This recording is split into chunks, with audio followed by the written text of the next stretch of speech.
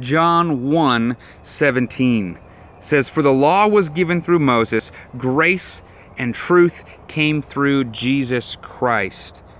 Yesterday we talked about how a lot of people see the Old Testament as purely judgment, and yet it is grace through the law, and this is grace and truth through God now dwelling among us, the Emmanuel, the God with us, the same Jesus, the same God who was giving grace in the Old Testament. Moses being the one who brings the instructions and the law that help people to encounter grace. Now Jesus being grace with his people.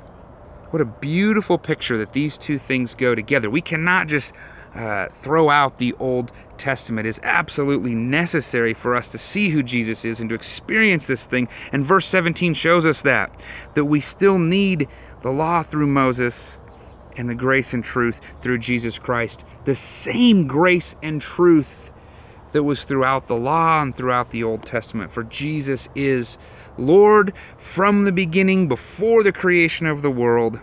He always was, he always will be, he's eternal, and now he is here bringing the good news, and his name is Jesus Christ. This is also where we see this God, this light becoming flesh, the Word becoming flesh and dwelling among us. This is where we now see the introduction of his name, and we go, oh, the person that this introduction that John has been writing is talking about is Jesus Christ. The one that the law has been ramping up to, been hoping for, and been looking to. And so now we meditate on that name, we rest in that, and we say, Jesus is everything these verses have led up to.